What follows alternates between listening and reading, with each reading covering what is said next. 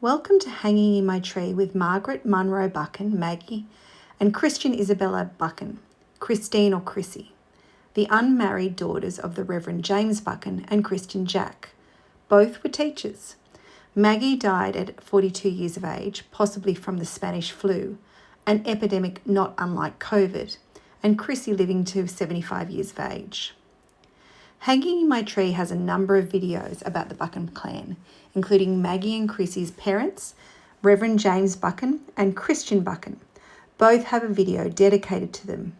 There is also a video about the girls' brother, George Rutherford Buchan, Rudd, who was killed in action in the war, and a video about Ernest Buchan and his wife, May Howard. Margaret Munro Buchan, Maggie, was born on the 27th of July, 1877, in Airdrie, Scotland, and was the first child of Reverend James Buchan and Christian Jack.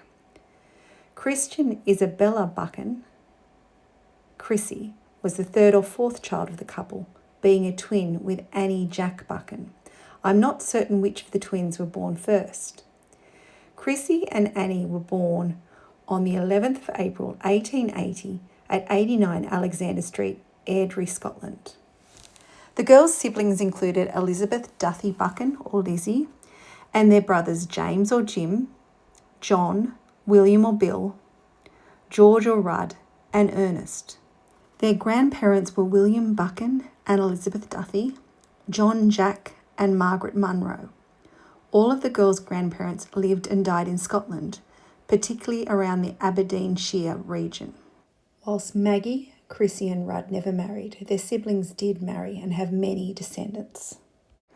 Airdrie, Scotland was where their father worked at the Broomknoll Street Congregational Church as a minister. Maggie, Lizzie, Annie and Chrissie were all born in Airdrie. Airdrie is close to Glasgow and was a market town with much poverty.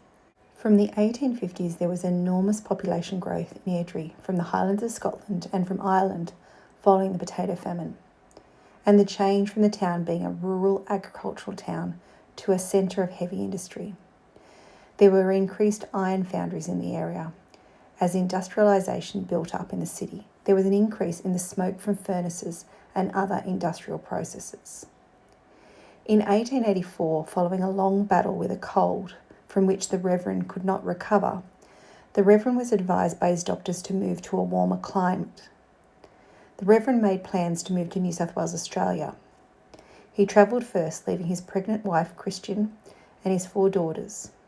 On arrival in Australia, the Reverend took up an appointment at the Piedmont Congregational Church. Following the birth of the couple's son, Jim, Christian and her children travelled by boat to New South Wales on the Cassia I Hind from London to Sydney. Once in Australia, the family resided in the manse at Piedmont Congregational Church at 2 Allen Street, Piedmont. Maggie and Chrissie, like all their siblings, were actively involved in church life.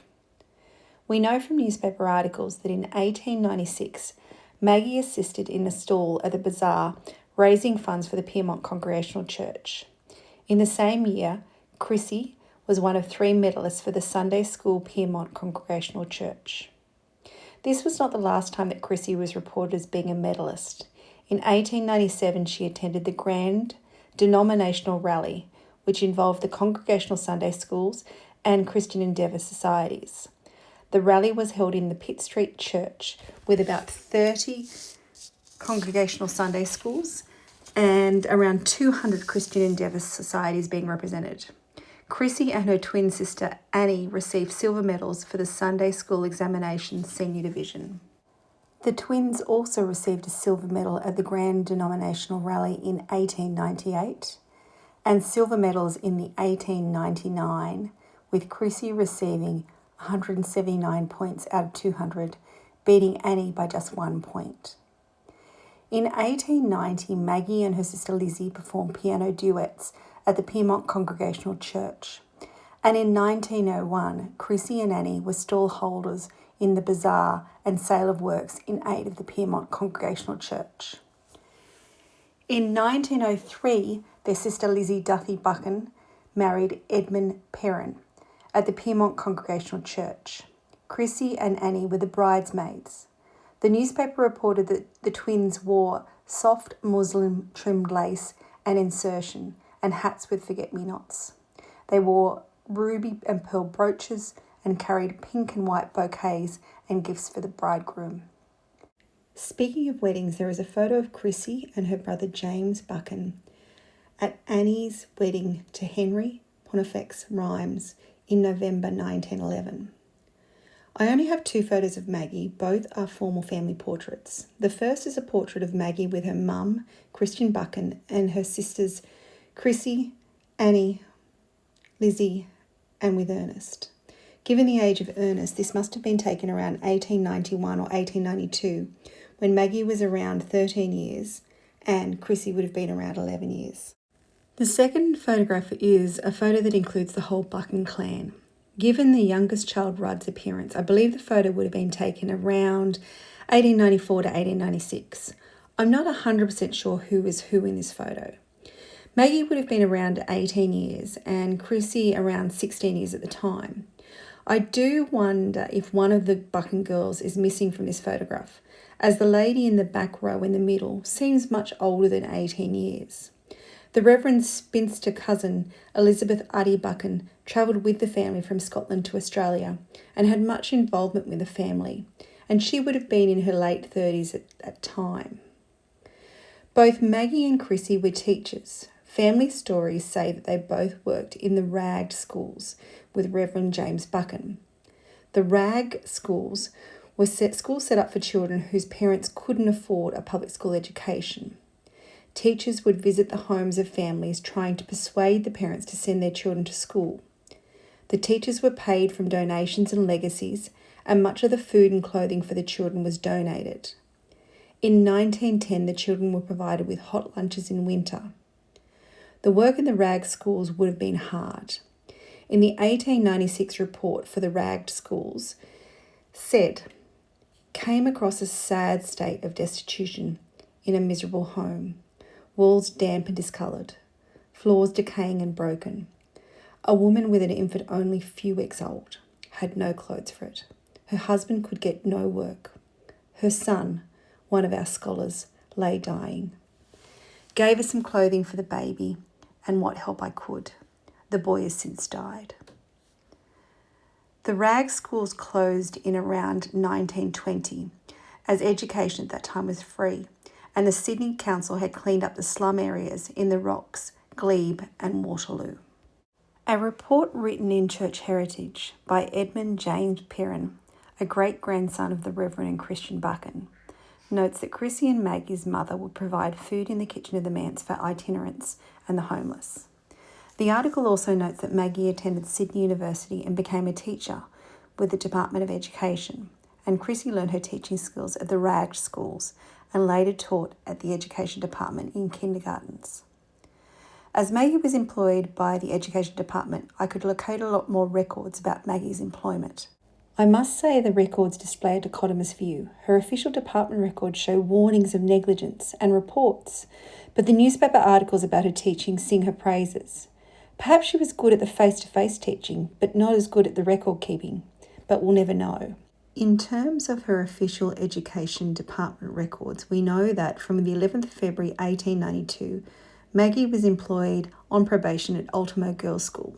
On the 31st of May 1892, she was moved to Darlington's Infant School. On the 1st of April 1893, she was promoted to Class 3 following an exam on the 14th of December 1892, and on the 1st of April 1894, she was promoted to Class 2 following an exam, and on the 1st of April 1895, she was promoted to Class 1. She passed an exam for the admission to the training school, but did not gain a scholarship. In 1895, she was transferred to the Girls' Department in Darlington. So between 1893 to 1898, Maggie was teaching at Darlinghurst. In June 1898, she failed to gain classification at exam. However, she was allowed a supplementary exam on July 1899 and was awarded a Class 3 from the supplementary exam. On 3 December 1898, she was instructed to act as a teacher at Billy Murray Primary School. There is a newspaper article from 1899 that stated, for 4 years, Maggie had charge of the infant school connected with the Piedmont Congregational Church. and that she was leaving for the country and had been presented by the officers and teachers at the Sunday school with a tasteful gold albert and a pendant as evidence of their esteem. In 1899, Maggie gained a promotion as a teacher 3B provisionally at Bilmari.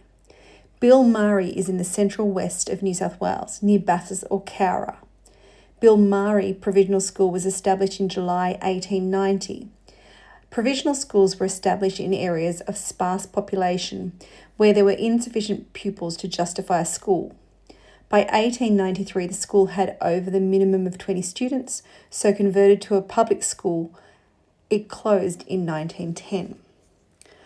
On the 9th of April 1990, it notes in Maggie's employment records, in connection with defects noted at inspection, informed that she should remove the ground of complaint, otherwise serious action will have to be taken. On 30 March 1903, it reports provisional classification to be confirmed.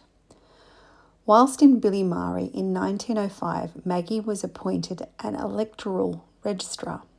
I haven't been able to confirm exactly what an electoral registrar did. I assume it's related to voting in elections. In July 1907, Maggie's teacher roll records indicate that her repeated negligence in connection with the programs and lessons register is inexcusable, and she was warned that should she be guilty of further negligence in the future, serious actions will be recommended. On 18 September 1907, she was asked to act as an assist, I assume this means an assistant teacher, at Canterbury Boys.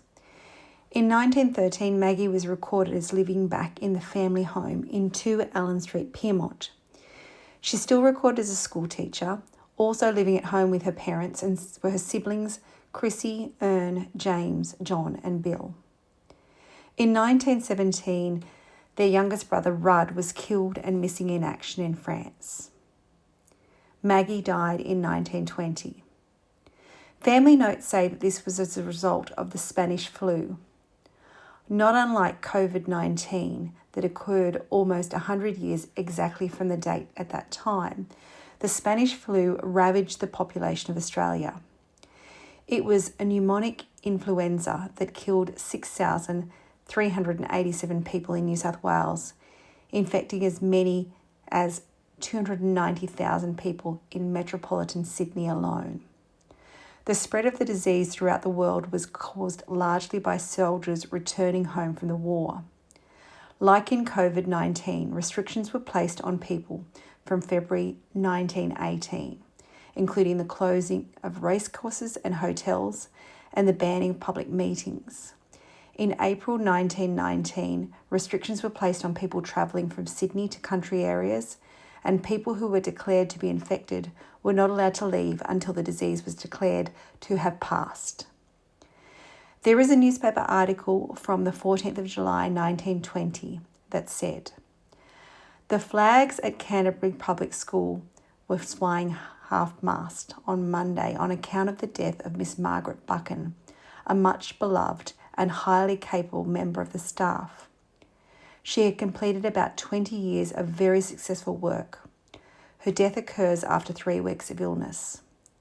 She came into the service from the Sydney Girls High School as a pupil teacher. She served in country and was stationed in Canterbury for the past 14 years, where she has left a reputation for high ability and close devotion to duty. For years she acted as an organist for her father's parish, taught Sunday school, and was noted as a pianist in social, school and church functions. During the war, she did a great deal of knitting for the War Chest, the Red Cross, and the comfort funds for the battalions of her 3 soldier brothers. During the influenza epidemic, she also worked under the Red Cross at Ultimo. Her funeral left her parents' home, Rutherford, Fleet Street, Carlton, to the Congregational Cemetery at Warrenora. The chief mourners were Reverend James Buchan, her brother James, John, Ernest, and her brother-in-law, Mr. Perrin and Mr. Rhymes. The ladies weren't mentioned.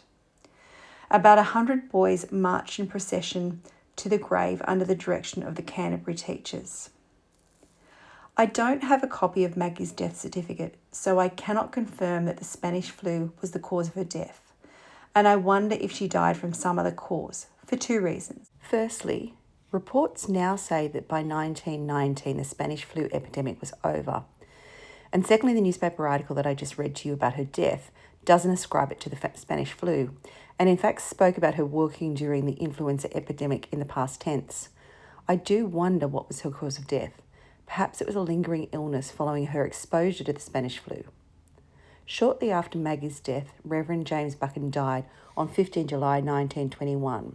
There is a wonderful family photo taken at the front of Rutherford, Christian and James Buchan's family home in Carlton.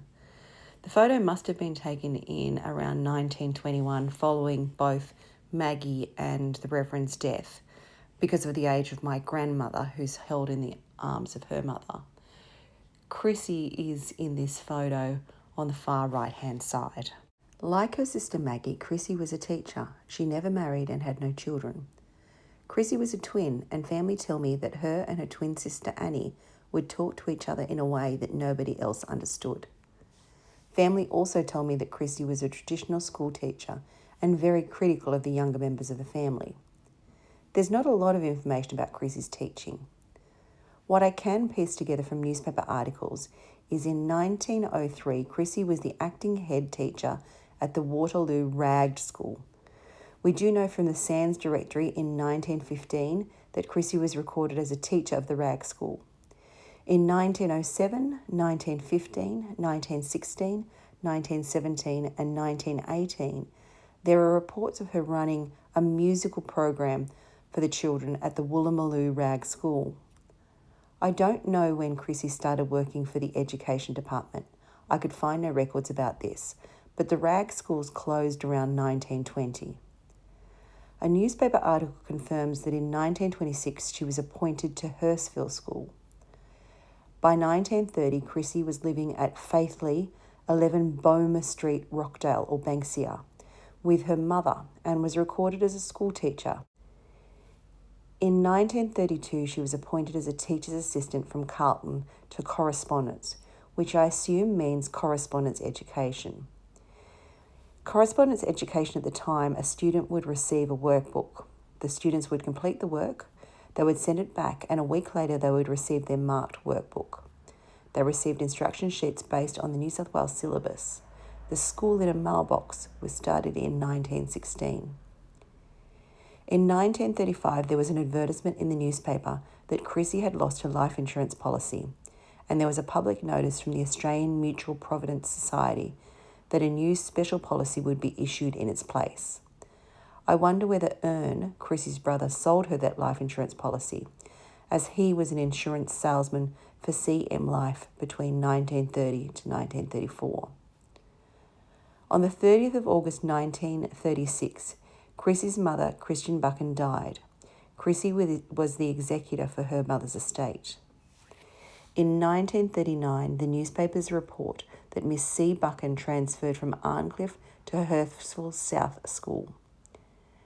There is a photo of Chrissie from the 1940s at Maroubra at a family event at the home of Edmund Perrin Jr., the nephew of Maggie and Chrissie, although no one I have asked knows which of the twins is which. The article by Edmund Perrin notes that the Buchan clan would meet for social occasions, particularly in an annual gathering before Christmas, where the family shared food, non-alcoholic drinks, talking, singing around the piano, and someone playing the bagpipes. In 1943, Chrissie is no longer reported at living at Bowmer Street and was recorded as living at 9 Short Street, Carlton, still employed as a teacher. In 1948, Chrissie appears in some photographs of my father's christening, which took place at Rockdale Congregational Church. In 1949, Chrissie was living at Oaks Road, Thielmere, as a teacher. Thielmere is near Tarmore and Picton, New South Wales. I don't know when Chrissie started working at Thielmere Public School, but I know that she left in February 1950. In 1950, her twin sister Annie died. In 1954, the electoral roll shows that Chrissie was back at Bowmer Street, Rockdale. On 2 June 1955, Chrissie died at her home, 11 Bowmer Street, Banksia. Probate was granted on the 30th of August 1955. Her will was dated 26 February 1955. In November 1955, the sale of Chrissie's home at 11 Bowmer Street, Banksia, was being sold on instructions from the public trustee, described in the newspaper as 2 minutes level walking distance from Banksia Station. Brick cottage, tile roof containing front veranda, 2-bedroom, living room, dining room, kitchen and laundry combined, rear enclosed veranda. The land was 9 by 40 metres and was Torrens' title. If the house that sits on 11 Bowmer Street today is the house that Chrissie lived in, it's had significant changes to the building. Both Maggie and Chrissie are memorialised in the family plot at Warrenora Memorial Park in Sutherland, New South Wales. Whilst Maggie and Chrissie had no children of their own, they would have impacted the lives of many children in their role as teachers and would have impacted the community in their charitable endeavours. They were part of a big clan who actively spent time together. Thank you for watching this episode of Hanging in My Tree. This episode is made for family history purposes and contains direct quotes and information from Ancestry and the internet.